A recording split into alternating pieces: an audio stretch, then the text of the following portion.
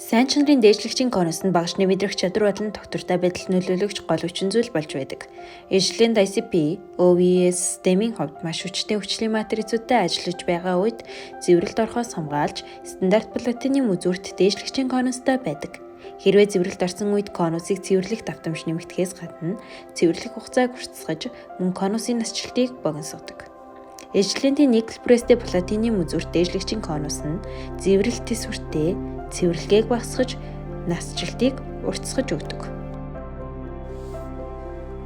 Жен болон Лизатай танилцсан уу? Хоёулаа ICP-MS багш дээр туршилтууд хийж буй судлаачид 10% хүчлийн усан матрицтай ажиллаж байна.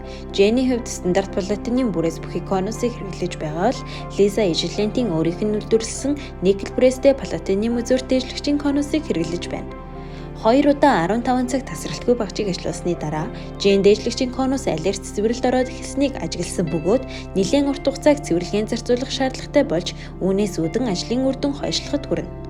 Лизагийн хувьд дээшлэгчийн конусыг никлээр бүрсэн хамгаалалттай учраас маш бага цэвэрлэлээ өгснгийг анзаарсан.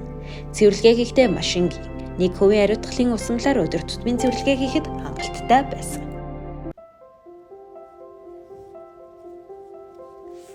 3 сарын турш олон удаа багжийг ашигласны дараа Жений дээшлэгчийн конус цэвэрлэлд нэлээд хүчтэй орж улмаар багжаар хийгдэж буй шинжилгээний үр дүнд нөлөөлж эхэлсэн учраас шинийг тавих хэрэгтэй болсон.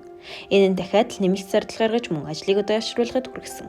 Энэ хооронд Лиза ямар нэг асуудалгүй багжаа зөксөөлгүйгээр эсвэл конусыг солих шаардлагагүйгээр ажилласаар байсан. Ижлентийн никл престэй платинум үзүүрт дээшлэгчийн конусыг хэрэглэснээр цэвэрлэгээнд бага цаг хугацаа зарцуулж багшны үйл ажиллагааны зардал тэмнэлт гарган таны шинжилгээний үр дүнгийн чадамжийг нэмэгдүүлэх болно.